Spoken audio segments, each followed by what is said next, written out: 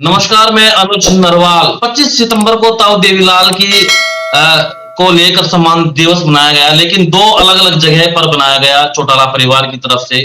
एक सीकर में और एक कैथल में। दोनों ही तरफ लोगों की निगाह थी और उसमें निकला क्या और क्या वजह थी इसके पीछे, इसको लेकर हम आज बात करेंगे। हमारे साथ हैं प्रद्युम्न जोशीला, राजनीतिक विश्लेषक। जोशीला जी, स्वागत है आपका। जी धन्यवाद डॉक्टर साहब। प्रद्युम्न भाई, एक सीकर में राजस्थान में जाते हैं जेजेपी वाले चौटाला परिवार, एक कैथल में। तो हम पहले कैथल से शुरू करें या फिर सीकर से? जहां से आपकी इच्छा हो। पहले अगर हरियाणा से शुरू किया जाए तो ज्यादा बेटर है। चलो, हम कैथल रैली से हम बात करेंगे, जहां पर इनेलो ने ताऊ देवीलाल के सम्मान में रैली की। हालांकि ताऊ का तो नाम था, लेकिन दिखाना कुछ और था, ताकत दिखानी थी। और जो बातें चल रही थी इंडिया गठबंधन में जाने को लेकर, उसकी मजबूती दिखानी थी। वो कितना सफल हुए, कितना क्या कुछ हुआ। प्रद्युम्न भाई, आपने देखा, पूरी रैली को देखा, क्या चीज निकल कर आई वहां पर? देखो, रैली जो कैथल में रैली थी, लगभग 7 महीने की पैदल यात्रा पूरे हरियाणा प्रदेश के 82 विधानसभा क्षेत्रों में करके, और अभय सिंह चौटाला जब कैथल में पहुंचे तो सबसे ज्यादा जिस चीज के ऊपर नजरें पूरे हरियाणा प्रदेश की थी, वो ये थी कि महागठबंधन का कौन कौन नेता इनेलो की रैली में आएगा। क्योंकि भीड़ के लिहाज से ठीक है, जब से इनेलो में 2 फाड़ हुई हैं तब से भीड़ रैलियों में कम हुई है, लेकिन उससे पहले ओम प्रकाश चौटाला को सुनने के लिए हजारों लोग आते थे। इस रैली में, क्योंकि ये लोकसभा चुनाव से पहले आखिरी रैली है चौधरी देवीलाल की याद में इनेलो की, उसके बाद तो लोकसभा चुनाव का डंका बज जाएगा। और बार बार जो अभय सिंह चौटाला, चौधरी ओम प्रकाश चौटाला और जो इनेलो के बड़े नेता थे, वो एक ही बयान देते थे कि हम बीजेपी और जेजेपी को रोकने के लिए कांग्रेस के साथ भी हाथ मिलाने को तैयार हैं। और चूंकि जो इंडिया गठबंधन है उसका सबसे बड़ा पार्टनर कांग्रेस है, और अभय सिंह चौटाला खुद मल्लिकार्जुन खड़गे को निमंत्रण देकर के आए, श्रीमती सोनिया गांधी को उन्होंने निमंत्रण भेजा, और आम आदमी पार्टी, अकेली कांग्रेस नहीं, आम आदमी पार्टी पर भी नजरें थी, क्योंकि ये 2 ऐसी पार्टियां थी जो इनेलो के साथ साथ हरियाणा की राजनीति में सक्रिय हैं। इन दोनों पार्टियों का कोई नेता स्टेज पर आएगा या नहीं आएगा, और कोई कितना बड़ा नेता स्टेज पर आता है, इस चीज पर पूरी निगाहें टिकी थी।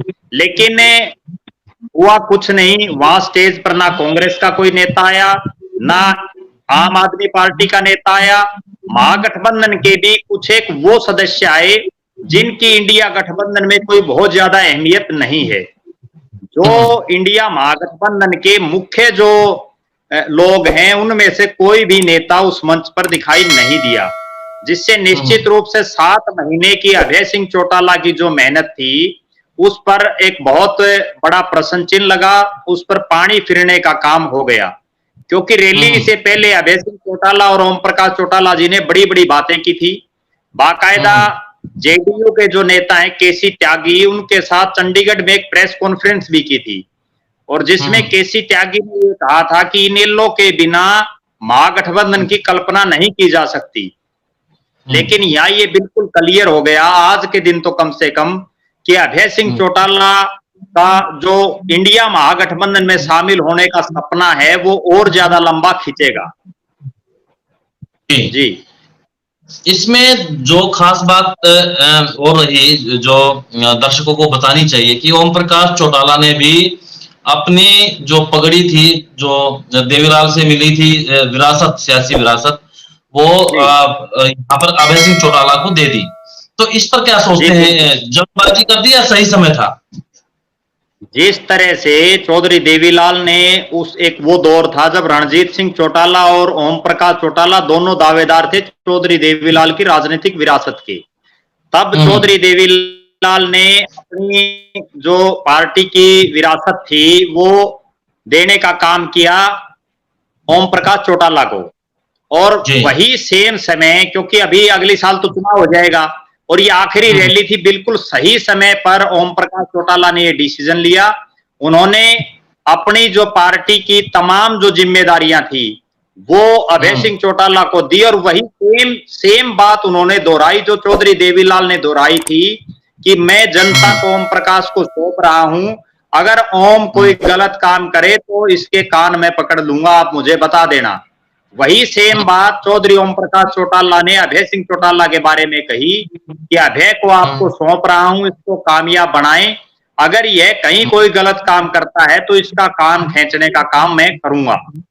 निश्चित रूप से आज वो समय था, हालांकि अगर चौधरी ओम प्रकाश चौटाला आज से 3 साल पहले भी ये घोषणा कर देते तो और भी बढ़िया था, लेकिन क्योंकि आज इनेलो जो पार्टी उसमें कोई राजनीतिक द्वंद्व दिखाई नहीं दे रहा, क्योंकि दो भाई थे, दोनों अलग अलग हो चुके हैं, दोनों की राजनीतिक राहें अलग अलग हो चुकी हैं। ये बहुत बड़ी बात तब बनती जब अजय सिंह और अभय सिंह दोनों पार्टी में होते, तब तो अगर अजय ओम प्रकाश चौटाला किसी एक को, आज तो उनके पास कोई ऑप्शन ही नहीं था। और यहाँ एक और खास बात मैं आपको बताऊं डॉक्टर साहब, दर्शकों को, इससे पहले चौधरी ओम प्रकाश चौटाला ये कहा करते थे कि इनेलो पार्टी का कोई आम कार्यकर्ता भी मुख्यमंत्री बन सकता है। हमने ऐसे ऐसे लोगों को मुख्यमंत्री बनाने का काम किया है जिन्होंने कभी कल्पना भी नहीं की थी, लेकिन इस रैली में उन्होंने बिल्कुल क्लियर तौर पर कह दिया है कि 2024 में और भविष्य में भी इनेलो का अगर कभी कोई दांव लगता है, कभी सत्ता में आती है, तो उसका नेता अभय सिंह चौटाला होगा। ये उन्होंने सार्वजनिक रूप से ऐलान कर दिया है। तो इसमें जो वही बात है कि चलो देर आए दुरुस्त आए, उन्होंने अपनी पार्टी को देखकर, हालांकि विकल्प था ही नहीं, एकमात्र विकल्प अभय सिंह चौटाला बचे थे, उनको कमान सौंप दी। लेकिन जो जिस मकसद को लेकर रैली की गई थी, जो इंडिया को लेकर जो प्रेशर बनाना चाहती थी, खासतौर पर हरियाणा में चर्चा चल रही थी कि कहीं शामिल ना हो जाए इंडिया में, और इस तरीके से खड़गे से मिलना और तमाम लोगों से न्योता देना, और नीतीश कुमार को यहाँ पर बुलाना, लेकिन नीतीश कुमार नहीं आए, खड़गे नहीं आए, और बहुत सारे नेता नहीं आए। तो जो इंडिया वाला जो सपना था वो क्या लगता है कि उसमें देरी हुई है या फिर जो चैप्टर है वो क्लोज हो गया है?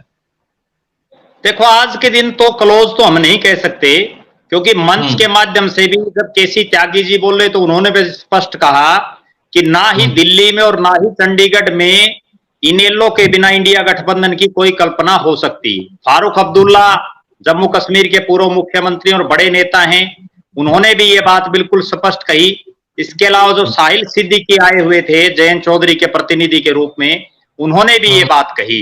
हाँ, एक बात और भी मैं यहाँ दर्शकों को बताना चाहूंगा, ना केवल नीतीश कुमार, सबसे बड़ी बात क्या थी कि रैली के जो चीफ गेस्ट थे वो नीतीश कुमार थे, बिहार के मुख्यमंत्री, वो नहीं आए, लालू प्रसाद यादव नहीं आए, इसके अलावा उनके बेटे तेजस्वी, ममता बनर्जी, शरद पवार जो एक बड़ा चेहरा, ये सब तमाम नेता वो फतेहाबाद की रैली में आए थे। लेकिन इसमें एक छोटा मैं ये कह सकता हूं कि क्लोज चैप्टर इसलिए नहीं हुआ, नीतीश कुमार की मजबूरी थी। 25 तारीख को बिहार में एक बहुत बड़ा कार्यक्रम था जो दीनदयाल उपाध्याय की याद में उन्होंने कर रखा था। सत्यपाल मलिक ने भी बाकायदा जो है कहा है कि उनका बुखार है, उनको उनका स्वास्थ्य ठीक नहीं है, इसलिए वो नहीं आ पाए। ममता बनर्जी ने अपने एक प्रतिनिधि डेरेक ओब्रायन जो राज्यसभा में सांसद है उनको भेजा वहां, ठीक है। शरद पवार और का कोई प्रतिनिधि वहां नहीं आ पाया, लालू प्रसाद यादव का कोई प्रतिनिधि नहीं आ पाया। लेकिन अगर वास्तव में इंडिया जो गठबंधन की परिकल्पना जिस तरह से की गई है, जितने ज्यादा दल इसमें होंगे उतना कांग्रेस को बेनिफिट होगा। और यहां मैं एक बात और बताना चाहूंगा, सुखबीर सिंह बादल मंच पर थे, लेकिन सुखबीर सिंह बादल भी इंडिया गठबंधन के कोई सहयोगी नहीं है, और उन्होंने मंच के माध्यम से आम आदमी पार्टी को भी जो है कोसने का काम किया, जो इंडिया गठबंधन की एक पार्टनर है। हाँ, सीधी सी बात है कि जहां पंजाब में उनका आमना सामना है, और जिस तरीके से आम आदमी पार्टी के आने से उनको बड़ा धक्का लगा है, तो जाहिर तौर पर वो कोसेंगे उसको। लेकिन सवाल यहाँ पर इनेलो का है, जो इनेलो चाहती थी, जिस मकसद से यात्रा की, और यात्रा के बीच बीच में जो दबाव बनाने की कोशिश की कि इंडिया गठबंधन में जाएंगे, बात होगी कांग्रेस से हाथ मिलाने की, वो बात कर रहे थे। हालांकि हम पहले भी चर्चा कर चुके हैं पहले डिबेट्स में, बातचीत में, कि वो कभी चाहते तो नहीं थे कांग्रेस को लेकर, ऐसे ऐसे बयान दिए हैं ओम प्रकाश चौटाला ने, लेकिन राजनीति में कोई स्थायी दोस्त नहीं होता, स्थायी दुश्मन नहीं होता। लेकिन सवाल फिर वही है आता है कि क्या अभी उम्मीद बाकी है इनेलो के लिए कि इंडिया गठबंधन में जाएंगे या फिर नहीं? देखो, इनेलो की मजबूरी है और इनेलो के पास कोई विकल्प नहीं है। जब इंडिया गठबंधन की कल्पना हुई और उससे पहले भी अभय सिंह चौटाला ने जब पदयात्रा शुरू की तो वो बार बार एक बयानबाजी भी करते रहते थे कि 25 सितंबर को जब कैथल में रैली होगी, ये रैली पहले कुरुक्षेत्र में रखी गई थी, उसके बाद इसको कैथल में शिफ्ट किया गया। जब कैथल में रैली होगी तो उसमें बहुत बड़े बड़े नेता वहां ज्वाइन करेंगे। किसी भी बड़े नेता ने इस रैली में कोई ज्वाइनिंग नहीं की, सिर्फ एक मेवात से एक एमएलए हैं, उन्होंने जो है पार्टी को ज्वाइन किया है। दूसरी बात, आज इनेलो की मजबूरी ये है कि 90 की 90 सीटों पर और 10 की 10 लोकसभा सीटों पर वो स्वयं लड़ने की स्थिति में नहीं है। लड़ना तो दूर, उनके पास कैंडिडेट तक भी नहीं है। बहुत से ऐसे विधानसभा और लोकसभा क्षेत्र हैं जहां उनके पास जिताऊ तो आप छोड़िए, टक्कर देने वाले प्रत्याशी भी नहीं है। और आज इनेलो एक सीमित सा क्षेत्र है, चाहे उसको हम सिरसा कह सकते हैं, फतेहाबाद, कुरुक्षेत्र, कैथल, जींद, हिसार, ये 6-7 जिलों तक वो एक यमुनानगर और मेवात का एरिया। इसके अलावा तो इनेलो कहीं दिखाई दे नहीं रही पूरे प्रदेश में। इनेलो नेताओं का ऐसा मानना है कि अगर वो इंडिया गठबंधन में शामिल होते हैं तो निश्चित रूप से उनको एक संजीवनी मिलेगी। और हमारा भी ये मानना है कि उनको जितनी सीटें मिलेंगी, अगर वो अकेले में चुनाव लड़ते हैं तो उससे ज्यादा वो जीतने में सक्षम होंगे। आज कांग्रेस की भी ये मजबूरी है। बेशक चौधरी भूपेंद्र सिंह हुड्डा बार बार ये बयान देते हों कि कांग्रेस हरियाणा में अकेले लड़ने में सक्षम है, लेकिन जो 10 लोकसभा की सीटें हैं उनमें कांग्रेस के पास भी बहुत से ऐसे लोकसभा क्षेत्र हैं जहां कोई जिताऊ प्रत्याशी नहीं है। अगर तीनों पार्टियां इकट्ठा लड़ेंगी, मजबूरी इनेलो की है, लेकिन जरूरत आम आदमी और कांग्रेस को भी है इनेलो की। क्योंकि मजबूरी इनेलो की इसलिए है कि इनेलो के पास आज कोई बहुत लंबा चौड़ा जनाधार नहीं बचा है और इस रैली से उनको एक बूस्ट जरूर मिला है भीड़ के लिहाज से। हालांकि राजनीति में भीड़ कोई चुनावी रिजल्ट का एक पैमाना नहीं होती, बड़ी बड़ी रैलियां हमने देखी हैं, लेकिन फिर भी एक जिस तरह से फतेहाबाद की रैली के बाद इसमें अपार भीड़ आई और उम्मीद से ज्यादा लोग आए। एक और खास बात मैं बताऊं अनुज जी दर्शकों को, ये पहली ऐसी रैली है इनेलो की जिसमें महिलाओं की इतनी भारी तादाद थी, जिसकी कल्पना संभवतः अभय सिंह चौटाला ने भी नहीं की होगी।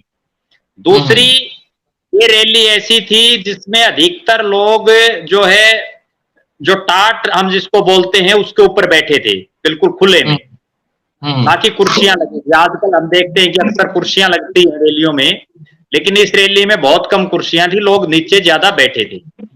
अभी भी उम्मीदें टूटनी नहीं चाहिए, उम्मीदें जिंदा रहनी चाहिए अभय सिंह चौटाला की, और मुझे ऐसा लग रहा है कि आखिर तक समझौते में आएगी।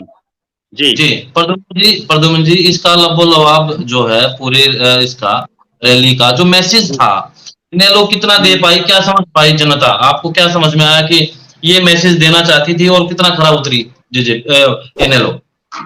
देखो, मुझे ऐसा लगता है कि भीड़ के लिहाज से तो ठीक थी, लेकिन इनेलो के मन में जो चीज थी वो इस रैली में नहीं हो पाई।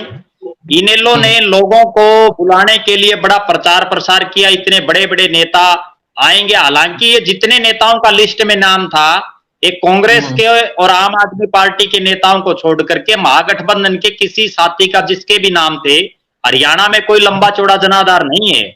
अगर इनेलो इस रैली को चौधरी ओम प्रकाश चौटाला को ही अपना रोल मॉडल या अपना नेता मान करके रखती कि ओम प्रकाश चौटाला ही सर्वे सर्वा है रैली के, तो और ज्यादा इनको फायदा होता। अब जो बार बार एक चीज उठती है कि अभय सत्य हैं, जो उनके कार्यकर्ता बोलते हैं, लेकिन इस रैली ने यह भी साबित कर दिया कि अभय सत्य है, ये भी 100% बात सही नहीं है। क्योंकि वो बार बार ये कह रहे थे कि इतने बड़े बड़े नेता आएंगे और वो नहीं आए। निश्चित रूप से कहीं ना कहीं तो गड़बड़ हुई है तालमेल में। जी, अब चल पड़ते हैं, हरियाणा की काफी बात हो गई, अब चलते हैं दूसरे चौटाला परिवार के दूसरे कुनबे की, अजय चौटाला के परिवार की और जेजेपी की। जेजेपी ने भी ताऊ देवीलाल की जयंती मनाई और वो हरियाणा में नहीं, अब की बार सीकर में चले गए। तो सीकर की वजह क्या है? आप क्या समझ में आया कि सीकर ही क्यों चुना उन्होंने, हरियाणा क्यों नहीं चुना अब की बार? चौधरी देवीलाल के परिवार की हमेशा से एक मंशा रहती है कि वो अपने जो आज उनके पास जितना है उससे ज्यादा की वो इच्छा रखते हैं। उसी जी। इच्छा के दरमियान चौधरी देवीलाल हरियाणा को छोड़ करके राजस्थान और पंजाब में चुनाव लड़ते रहे। चौधरी ओम प्रकाश चौटाला ने जब इनेलो बनाई तो वो भी उत्तर प्रदेश, दिल्ली, राजस्थान, पंजाब में चुनाव लड़ते रहे। अब जब से जेजेपी बनी है और जेजेपी जब से हरियाणा में सत्ता में आई है, यहाँ एक बहुत समझने की बात यह है कि 2018 के दिसंबर में जब जेजेपी बनी तो दुष्यंत चौटाला 2024 के चुनाव के चक्कर में काम कर रहे थे कि 2024 में वो सत्ता के आसपास होंगे। लेकिन राजनीति में बहुमत इस तरह का हरियाणा के लोगों ने दिया, बीजेपी को बहुमत नहीं दिया और 40 सीटें आई, जेजेपी का उप मुख्यमंत्री बन गया। उसके बाद उनके जो ओवर कॉन्फिडेंस हम कह सकते हैं, उन्होंने हरियाणा की राजनीति को दरकिनार करके, दूर करके राजस्थान की तरफ अपने कदम खींचने शुरू कर दिए। ये तो ये सीकर में रैली है, इसलिए लोगों को ऐसा लगता है कि अभी जेजेपी वहां सक्रिय हुई है। जेजेपी तो जब से हरियाणा में सत्ता की भागीदार हुई है तब से राजस्थान में सक्रिय रही है। वो जयपुर में उन्होंने जो 300 जेजेपी की सबसे मेन धुरी है उसका स्थापना दिवस मनाया।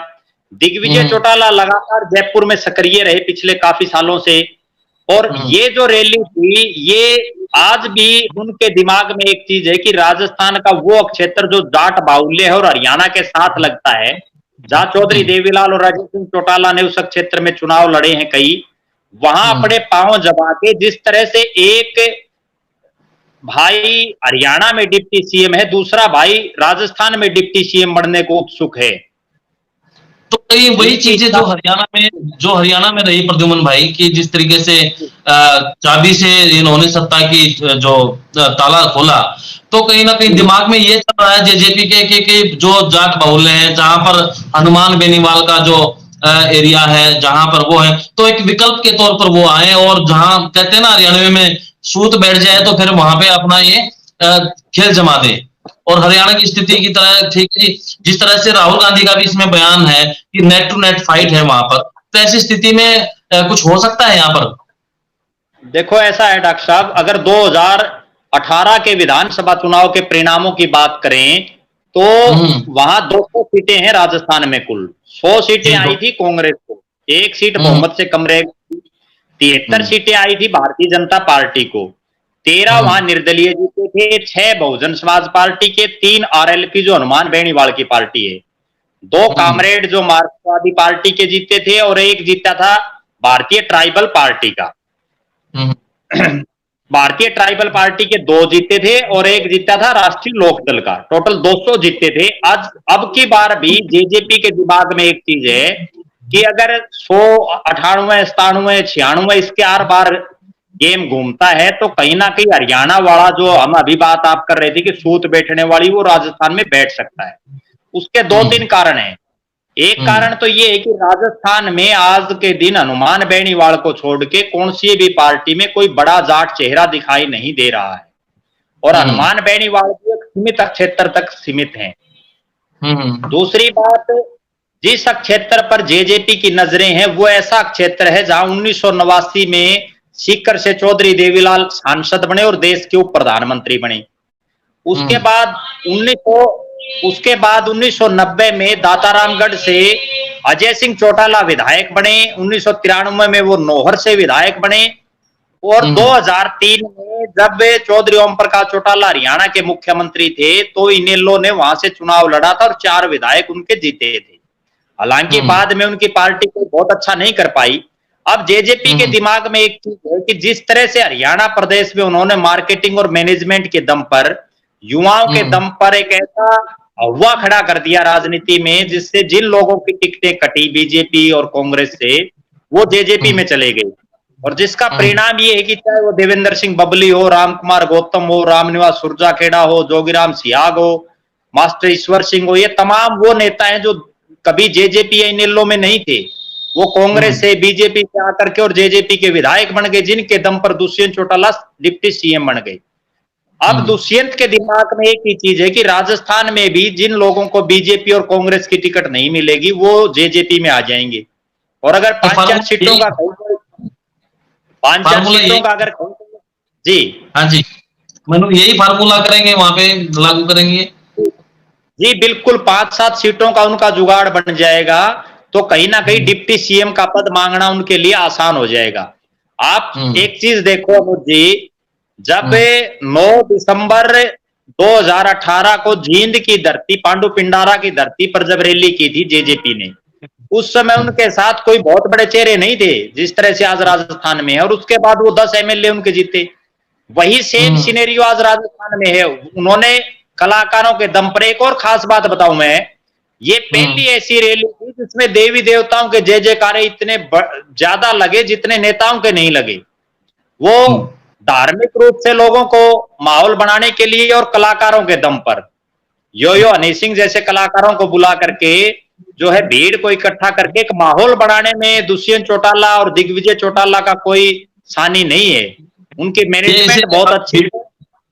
इसको मैनेजमेंट, भीड़ मैनेजमेंट कहेंगे। भीड़ को किस तरीके इकट्ठा करना है। जी बिल्कुल बिल्कुल, उनको ये आता है और उन्होंने वो हरियाणा में करके दिखाया है। अब उनके दिमाग में ये है कि जब 90 में से 10 सीटें अकेले के दम पर आ जाती हैं तो बीजेपी के साथ अगर अलायंस हो जाता है, क्योंकि जिन क्षेत्रों में जेजेपी चुनाव लड़ना चाहती है वह बीजेपी का कोई बहुत लंबा चौड़ा प्रभाव नहीं है। हालांकि ज्योति मिर्दा एक बड़ी जाट परिवार से संबंध रखती है, वो बीजेपी ज्वाइन की है तो एक उम्मीद है। और एक और खास बात मैं आपको बताऊं, जिस क्षेत्र में उन्होंने रैली की है, सीकर की जनता को हरियाणा के लोग वैसे भी बहुत ज्यादा पसंद है, रास आ रहे हैं। चौधरी देवीलाल से लेकर के आज भी 2014 और 2019 दोनों बार आपके रोहतक के ही जो स्वामी सुमेधानंद सरस्वती हैं वो वहां से सांसद हैं। तो निश्चित रूप से दुष्यंत चौटाला के दिमाग में एक चीज है कि सीकर, चूरू, झुंझुनू, श्री गंगानगर और जो हनुमानगढ़ का जो एरिया है, जो जाट बाहुल्य नागौर, उसमें उनको कहीं ना कहीं कोई खोने को तो उनके पास कुछ नहीं है, कुछ ना कुछ वो पा सकते हैं। लेकिन उम्मीद की किरण पूरी है कि वहां से कुछ ना कुछ मिल सकता है। जिस तरीके से जीरो से यहाँ पर हरियाणा की राजनीति में उन्होंने गठबंधन में आए और सरकार में उप मुख्यमंत्री बने, कहीं ना कहीं वो फार्मूला उनके दिमाग में है और वहां पर इसी नीयत से, इसी फार्मूले पर जेजेपी चल रही है। और आपको जिस तरीके से आपने बताया कि उम्मीद है कि उनको ज्यादा उम्मीद होगी कि इस तरीके से खेल फिर जम सकता है और जो सत्ता की चाबी है, सत्ता का ताला है, उनकी चाबी से खुलेगा। ये आने वाला वक्त बताएगा कि किस तरीके से वहां पर होगा, उस पर भी हम बीच में चर्चा करते रहेंगे। लेकिन दोनों रैलियों में आप देखें जो कॉमन तरीके से थी, जो मकसद था दोनों का, कहीं ना कहीं सियासत पाना ही है। और हालांकि इसमें जो इन्हें मुझे लगता है कि 20 है और यहाँ पर जेजेपी 21 इसलिए नजर आ रही है क्योंकि वहां पर दूसरे प्रदेश में जाकर और जो उम्मीद है उसमें आपको लगता है कि ज्यादा खरा उतर रहे हैं। और जो इनेलो है, वो जो एक बात थी कि बड़े बड़े चेहरों को स्टेज के ऊपर, जो नीतीश कुमार जैसे बड़े चेहरों को लाने में वो नाकामयाब रही, कारण चाहे कुछ भी रहे हों। लेकिन एक मैसेज थोड़ा सा लोगों के बीच जाता है तो यही लगता है कि ये कामयाब नहीं हुए। तो अभी और मेहनत करनी है। अभी चुनाव थोड़ा हरियाणा में दूर है, राजस्थान में नजदीक है, तो जो जेजेपी का नतीजा है वो जल्द आपके नजर आएगा कि 2-3 महीने बाकी हैं, अभी अनाउंसमेंट हो जाएगी। और उसके बाद देखते हैं कि एक सवाल और इसमें भी मैं भूल गया था प्रद्युमन भाई की, उम्मीद तो ये भी होगी कि बीजेपी के साथ यहाँ पर गठबंधन हो जाए तो बढ़िया, या फिर अलग अलग लड़ेंगे, क्या लग रहा है? फिर इसके बाद फिर समाप्त करेंगे। इसमें दोनों बातें हैं। अगर जेजेपी के मेन जो मकसद है जेजेपी का वो ये है कि जाट जो वोट हैं उसको अपनी तरफ खींचना, क्योंकि जाट जो वोटर है वो बीजेपी की तरफ इतना नहीं जा पा रहा, ना राजस्थान में ना हरियाणा प्रदेश में। जेजेपी के दोनों हाथों में लड्डू हैं। अगर बीजेपी के साथ वो समझौता करते हैं तो भी उनको फायदा है, अगर वो बीजेपी के साथ समझौता ना करके अकेले लड़ते हैं तो बहुत सी ऐसी सीटें हैं जहां वो बेशक जीतने में कामयाब ना हो लेकिन वो दूसरे प्रत्याशी को हराने में सक्षम हो जाएंगे। एक और बड़ी कड़वी बात मैं कहना चाहूंगा यहां, और जो सच्चाई है, चौधरी देवीलाल का परिवार जितने भी जाट नेता आज तक देश और प्रदेश की राजनीति में हुए हैं उनको हमेशा उनके ही घर में जाकर के टक्कर देने का काम करता है। वो चाहे चौधरी बंसीलाल के सामने चुनाव लड़ने का सवाल हो, चाहे वो चौधरी भूपेंद्र सिंह हुड्डा के सामने हो, चाहे चौधरी बीरेंद्र सिंह के सामने हो, चाहे बलराम सिंह जाखड़ जो बहुत बड़े जाटों के नेता रहे हैं, उनके सामने लड़ने का, और वही सेम सिनेरियो अब है।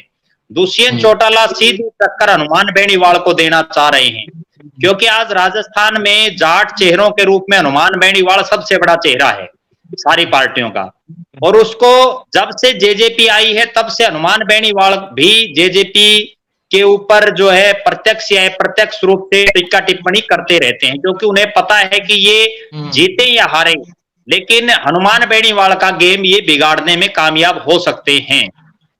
यहाँ एक बात मैं और कहना चाहूंगा अनुज जी, इनेलो जो 25 तारीख की रैली थी उसमें इनेलो तो अपनी जो उनकी खोई हुई राजनीतिक जमीन है उसको दोबारा से पाना चाहती है, जिसके लिए वो प्रयास कर रही है, और जेजेपी जो आज जीरो पर है राजस्थान में, वो जीरो से अपना खाता खोलने की फिराक में है।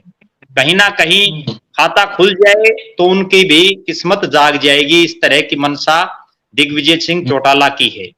और इस रैली की एक खास बात और मैं आपको बताना चाहूंगा, इस रैली में जिस तरह से अजय सिंह चौटाला ने दुष्यंत चौटाला को हरियाणा की राजनीति में प्रोजेक्ट किया, यहाँ दिग्विजय चौटाला को प्रोजेक्ट करने का काम किया है। तो कुल मिलाकर यही है, थोड़ी सी उम्मीद है, इसीलिए वो वहां पर काम कर रही है जेजेपी, और उम्मीदों पर कितना खरा उतरेगी ये तो राजस्थान की जनता ही बताएगी। अभी चुनाव नजदीक है और उसमें भी पता लगेगा कि कितना वो उम्मीदों पर खरा उतरती है और क्या किस तरीके से समीकरण बनते हैं। राजस्थान की हलचलों के ऊपर भी हम बीच बीच में आपसे बात करते रहेंगे। फिलहाल के लिए आपका धन्यवाद।